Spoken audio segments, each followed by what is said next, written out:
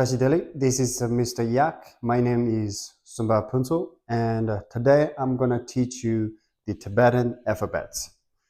And before I begin my lesson, I want to give you a very brief introduction about myself because this is going to be my first Tibetan lesson on YouTube. I've been teaching English to Tibetan students for over a year now, and from now on, I want to also teach Tibetan to anyone who wants to learn Tibetan, whether you are a total beginner or someone who has already spent some time learning Tibetan. I think my lessons will be hopefully quite useful and helpful.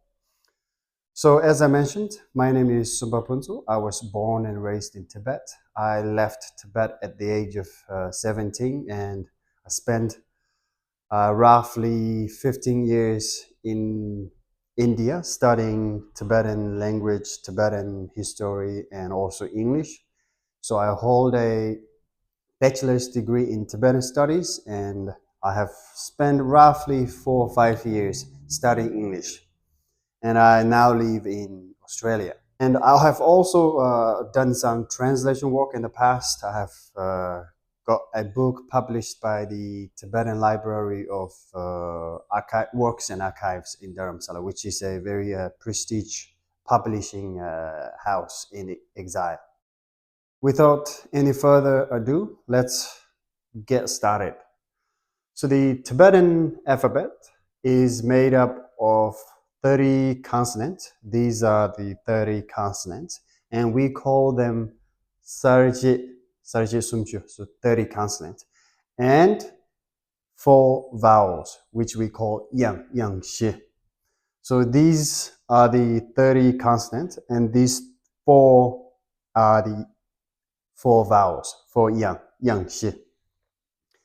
And vowels are always learned with a letter chosen from the consonant, and it's often the letter A, which is the last letter of the consonant. I think there is one reason why it's always A, because Tibetans say that the sound of A is inherent in all of these letters. All of these letters have A sound in them, and we will talk about that toward the end of the first part of this lesson. And you might notice that I have got this letter A, which is the last letter, and also these 4 letters. So I got this A in a circle with a question mark. I will talk about this toward the end of the second half of this lesson. The first half of this lesson. So the first half of this lesson, we are going to just focus on the consonant and the vowels. And then the second part of this lesson, I will show you that the Tibetan alphabets, these 30 letters, they are actually vocab. They are actually words in themselves. So these letters, once you have learned the alphabets, you have already learned so many vocabulary in Tibetan. And I will show you each words and also their meanings. And I will also teach you some new vocabulary that we can make by combining any of the 2 letters together. But this time we're not going to use these 4 vowels on any of the vocabulary that we're going to learn. So in the next few videos, we will use these 4 vowels to make up words and then also learn those words. So I will give you a lot of tips and ways of learning Tibetan, easier ways. And another thing that is very unique about Tibetan language is that these 30 consonants, some of them are actually verbs. So these letters, they are actually verbs. There are a few of them, and I will also show you in the second part of this lesson. So the first part of the lesson, we're just going to learn the alphabet. 30 consonants, 4 vowels. That's it. Very simple. I will teach you how these letters are pronounced. And then the second half of this lesson, I will teach you some vocabulary, because once you have learned all these 30 consonants, you have already studied, you have already learned so many vocabulary. And I will show you how to make some new vocabulary by combining two letters together and a few more verbs. So let's just get started with the consonant first. I will read them at a very normal pace, and I want you to just listen to the sound. You can even listen to the sound by closing your eyes, because I think sometimes some teachers on YouTube, they make it very confusing to learn Tibetan. They say, oh, the sound is coming from the throat. You have to position your tongue in a certain way to pronounce these. I think those are probably not the best way to teach, because I think the best way to learn Tibetan pronunciation is just repeating after me or repeating after a native speaker and learning from that instead of learning the theory, because that's how some Tibetans teach the pronunciation of the Tibetan alphabets to Tibetan students. So anyway, I want you to listen to the pronunciation. And before that, the Tibetan consonants, they are always taught, traditionally, they're all taught in groups of 4 letters, except the last 2 letters. This group has only 2. And it's always read from left to right.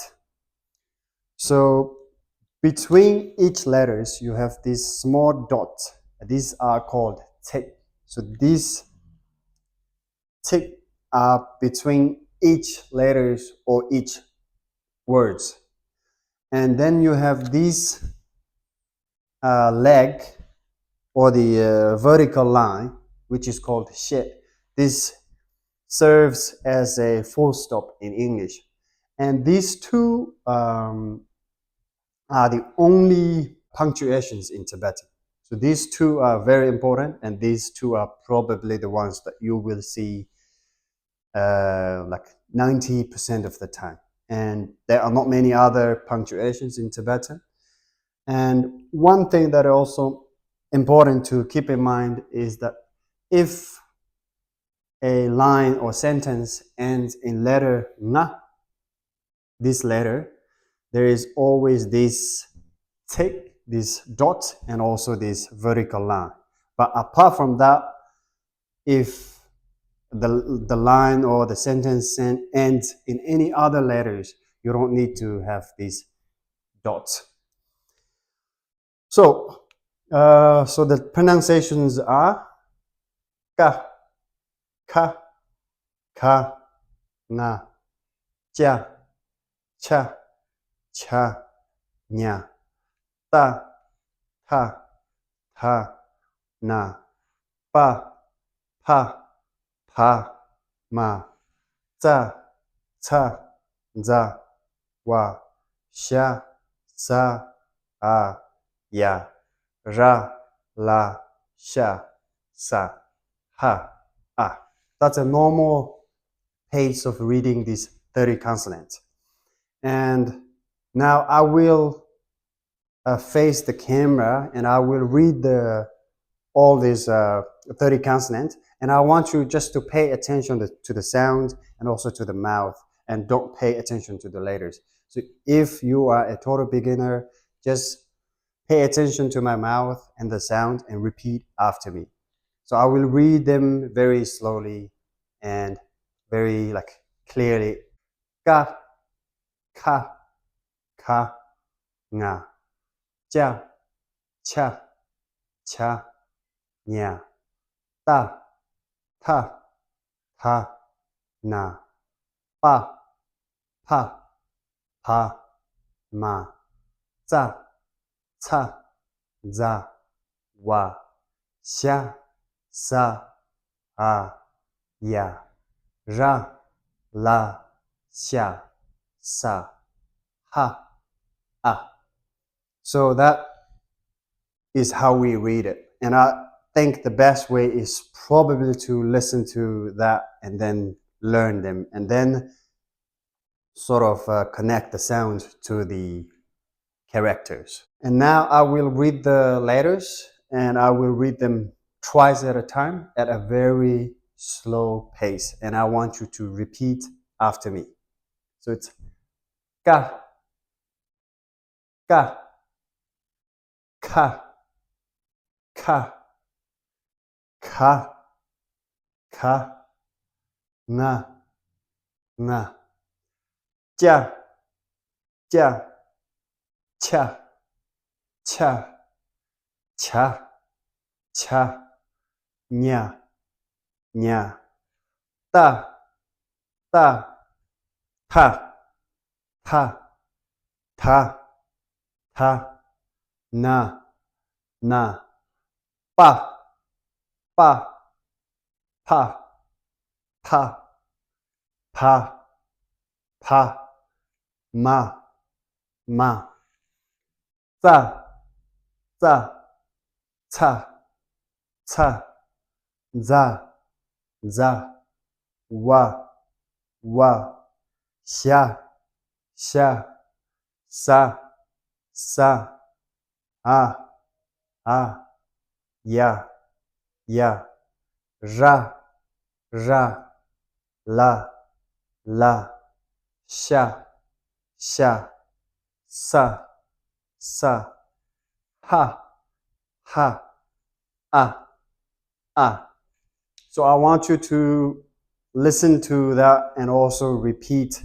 And it's very, very important to nail the pronunciation of these 30 consonants, because these are the basis of all the vocabulary and all the sounds that we're going to learn, because Tibetan language is made up of these 30 consonants and the sounds that the pronunciations that we learned. And now these pronunciations of each characters, they will change when you add the vowels or some prefix and suffix and that kind of word formations. But we will talk about that one step at a time in each video. So in the future, when I teach Tibetan, I will choose one particular way of reading Tibetan, and then we sort of build up our level way up. So in the next 10 to 15 videos, we will basically be focusing on how to read Tibetan. Once you have learned how to read Tibetan, you can read any text. So texts that are as old as 1,000 years old. Once you have learned how to read, you can read them. But you won't necessarily understand them, because you want to understand the grammar, you want to understand the vocabulary, the meanings, but you will be able to read them with no problem once you have learned how to read them. But to do that, I think we will have to spend probably like 20 hours to learn that. But it's we can learn this in a very methodical way, and it's pretty easy. Now, the Tibetan, spoken Tibetan and the written Tibetan, there is a huge gap in between these two, and it's also kind of difficult to fill in the gap, but I will also give you some tips on how to differentiate the written and spoken language, and also give you some tips on how to improve your speaking skills. Now, before we go to the vowels, I want to show you a few things. The characters. So these three letters, ja, cha, cha, and za, ca, za. These six letters, the first two letters, ja and za, they are the same spelling apart from this flag on the top. And the ja and cha and ca, they are the same spelling apart from the flag, and as cha and za apart from that flag there. And na and da could be confusing at times, but the only difference is that the leg of da is longer than na. So when you have na at the end of a line or at the end of a sentence, as I mentioned, if you don't have that dot, and if you have that vertical line too close to the letter nga, it could form, like if you have it that way, it could be a pa, which is same as that letter there. So it's very important to have that dot there. Okay, now we now can proceed with the vowels. So Tibetan vowel is pretty interesting because these are the 4 vowels, but these 4 are just signs of vowels. They don't have a sound or pronunciation on their own.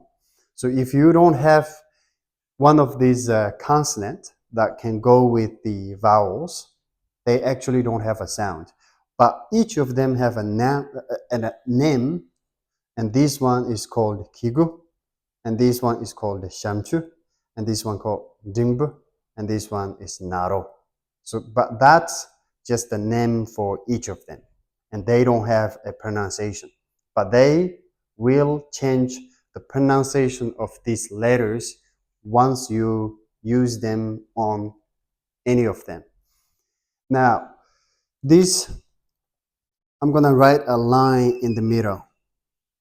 Imagine this line as letters because these top 3 vowel signs will always go on the top of the letters, and this one will go at the bottom of any letters or any consonants. As you can see, we have letter A here, and the top 3 vowel signs go on the top. One here, and one over here. And this one goes at the bottom. Now, as I mentioned, these 4 vowel signs, they don't have pronunciation, but once you attach them to the letters, they will change the original sound of that letter. As we learned, the last letter of the alphabet is letter A. But when you have kigu or shamchu or dingbu or naro, the sound of A changes slightly, and that applies to all of these letters. So when you have kigu, which almost sounds like 2 E's in English, so it's gonna be A, kigu, E. So from letter A, when you have kigu, it changes to E, A, kigu, E. And then when you have this shamchu, the sound of that A changes to U. It almost sounds like U. Sounds of U in cute or put. So A changes to A shamchu, U, A shamchu, U. And then with this andingba, E, E. E as in apple, E, andingba, E. And then when you have naro, it's A, naro, O, O. So pronunciation would be roughly like letter O. So it's when you have kigu, it's changed from A to I. And when you have shamshu, it's changed from A to U, A shamshu, U. And then when you have ndungbu, it's changed from A to E. And when you have naro, it's changed from A to O. And that applies to any of these consonants. And these 4 vowels, they will go with any of these letters. So we will pick a random letter. We can pick letter Ka. So let's say we have Ka here. Let's write 4 Kas. So it's Ka, Ka, Ka, Ka. That's the second alphabet. The first one is Ka, so you have Ka.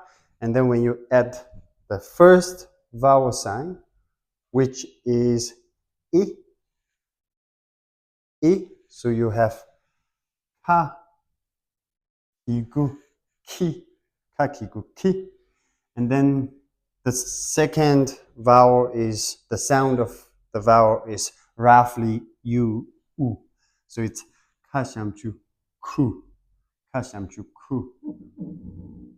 We should probably write that somewhere there, ka, sham, chu, ku.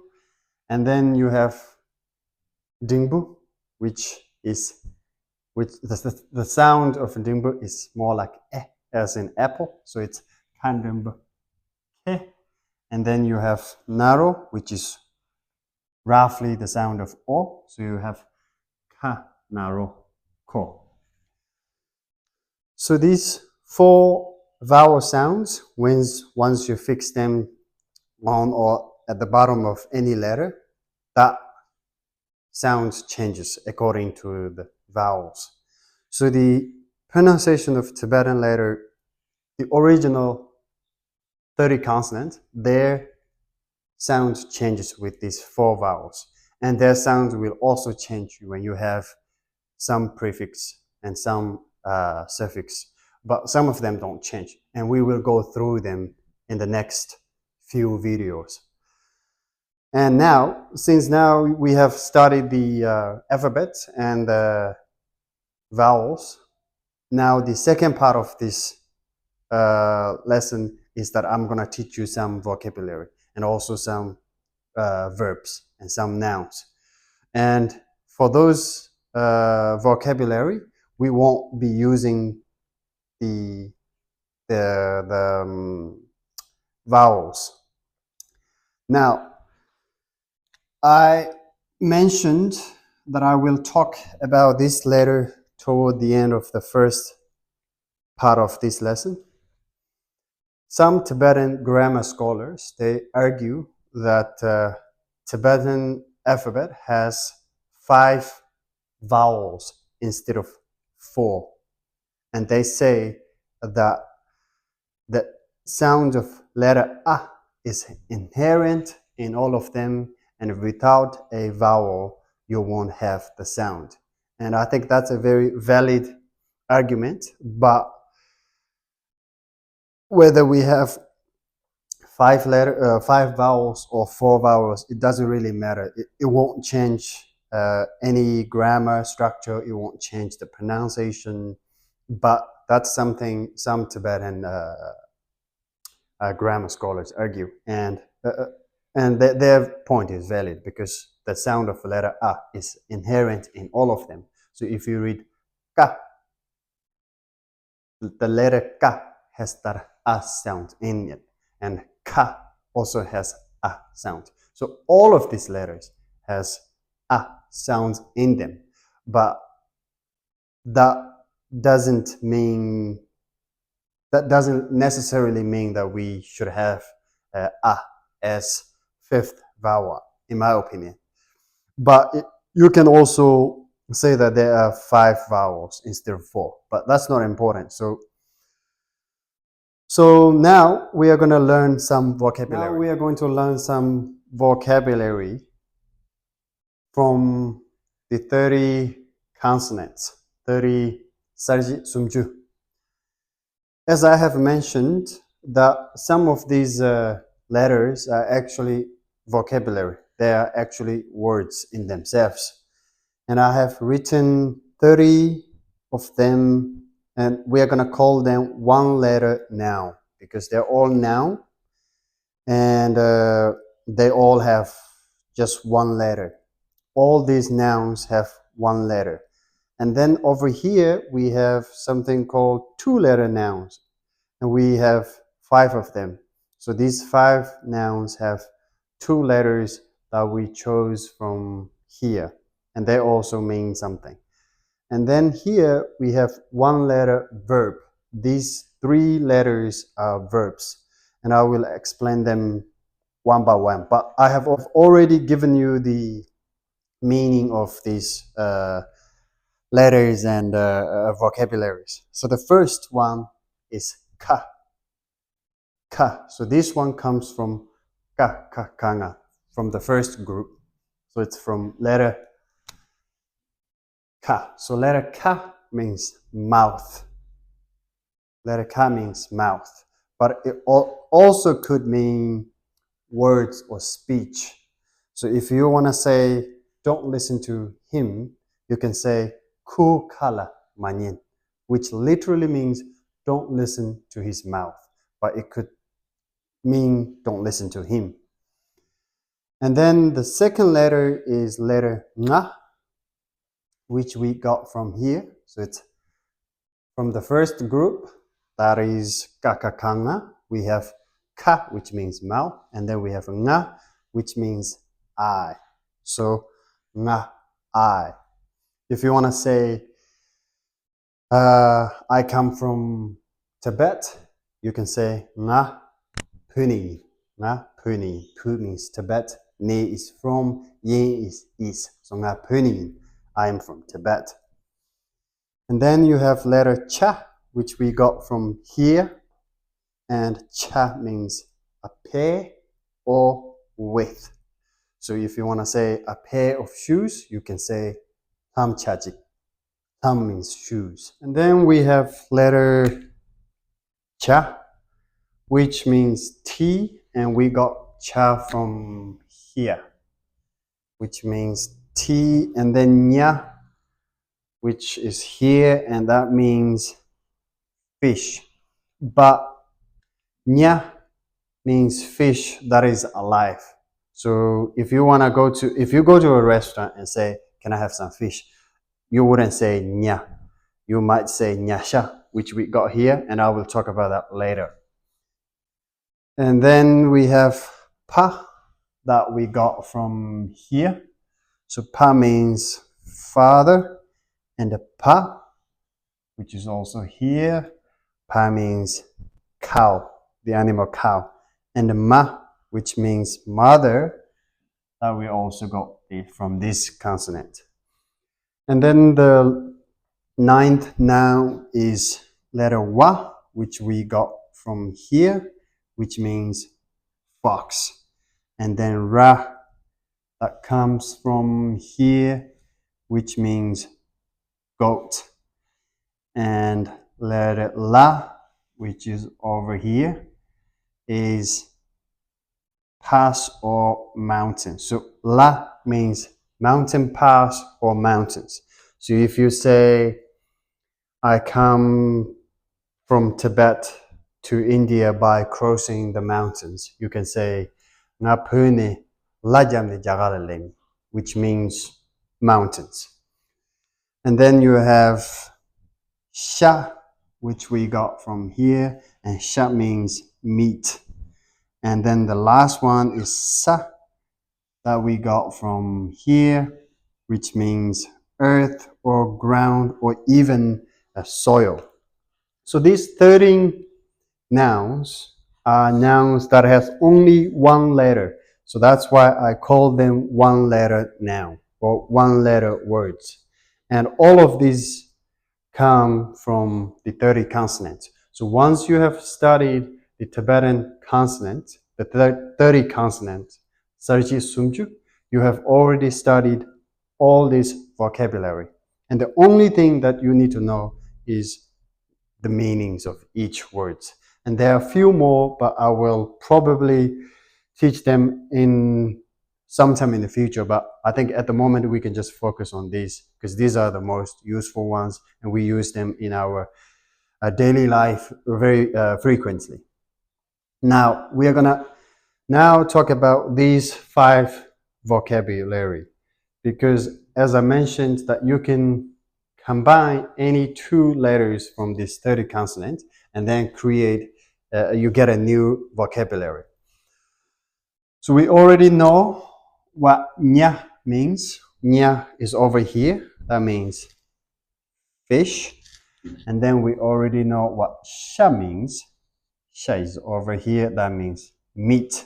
So nya and sha together, which is nyasha, is fish that you can get in the restaurant. So if you want to say, I want to have fish, you can say nyasha instead of nya, which is a live fish. And then you have ra and sha, rasha, and ra means goat here, and sha, as we just mentioned, means meat. So that rasha literally means goat meat. So if you go to the market and then you go to the butchers and say, "Oh, I want to get some goat meat," you can say rasha.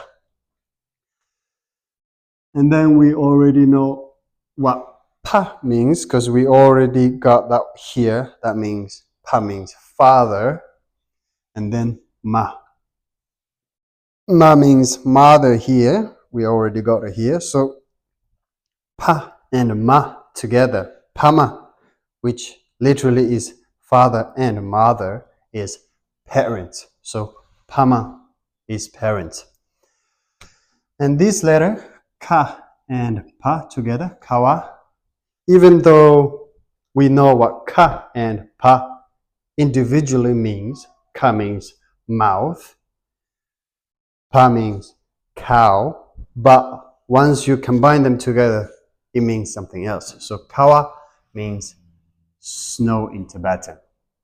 And ka and pa together is kawa. So ka comes from here. It's for our first time to see ka, and pa means cow, but ka and pa together is pillar. So these two letters, they don't follow this rule. That's fine because when you have letter pa or letter pa or letter ma, it's always a possessive noun, and sometimes they mean something else. And now I want to give you one very important tip here. So when you have a letter like kawa and kawa, you have pa at the end of this two-syllable noun. So when you have that kind of words in Tibetan, the pronunciation of the pa actually changes from pa to wa. So we don't say ka pa. If you say kapa, Tibetans won't be understand you. If you say ka pa, they won't understand you either. So we pronounce this as kawa, kawa. So even if it's pa, we pronounce it like letter wa. We pronounce exactly like this letter. Za tanza wa. So when pa is at the end of a two-syllable letter, two-syllable words, we pronounce wa as if it's this letter, wa, instead of pa. Because these four words, pa, pa, pa, ma, as I mentioned, they're all pronounced with your lips touching, pa, pa, pa, ma. So even though pa individually is pronounced as pa, when it's combined with the words and it's at the end of that word, it's pronounced as wa. Kawa, kawa, our lips won't touch. And kawa, kawa. So that's a very important thing to keep in your mind, and it will help you to understand Tibetans easily, and it will also help you to improve your speaking skills. But the tricky thing is if you have pa in a words, and then that words begins with the letter pa, then you actually pronounce it as pa, pa, pa, pa, ma, pa. So for example, I'll give you just one example. Pa. So this letter, pa, ma, naromo, pamo, means female cow. This means female cow. So pa means cow. This letter is cow. And mo means female. So that means female cow. And when you have these kind of words with pa at the beginning of the words, then we actually pronounce pa as pa instead of wa. So we say pamo. But then you say kawa, which is a bit confusing and tricky. But once you get that rule, then it's pretty pretty easy to understand that. Now, the last part of this lesson is one letter verbs. As I mentioned, that Tibetan consonant, some of the letters are actually verbs. So the first letter is letter cha, which comes from here. Sha, sorry, it's sha, and sha means to become paralyzed. So if your leg is paralyzed, you can say ngi kangba shasu. And you can also say that my eyes went blind, which you can say ngi mik shasu, which is a very normal way of saying that someone has gone blind. And then you have letter sa, which also comes from here. Sa means to eat. So you can say, I want to have some bread. I want to eat some bread. You can say, oh, palep sanitudu. Or, and then you have letter na, and that comes from tatatana. And na means to get sick or to become sick. If you got a headache, you can say ngiengo nagadu. My head is sick, or I got a headache. So I think that's more than enough for this basic Tibetan lesson. And the main purpose of this lesson is to nail the alphabet, the consonant, 30 consonant, and the 4 vowels. But if you want to learn more, then you can learn all this vocabulary. And these are all easy ones. And these vocabulary, we use them in our daily conversation very, very often. And the one good thing about this vocabulary, as I have mentioned, is that none of them have vowels on them. So these words, they have no vowel. The 4 vowel symbols, like kiku, shamchu, dingbu, naro. We haven't used these 4 vowel sounds in any of these letters. In the next few videos, I will probably use them and also show you how to use them, the way they change pronunciations and stuff like that. But for this lesson, I think that's more than enough. And if you guys enjoyed this video, make sure that you give this a like, make sure that you subscribe to my channel, and I will see you in the next one.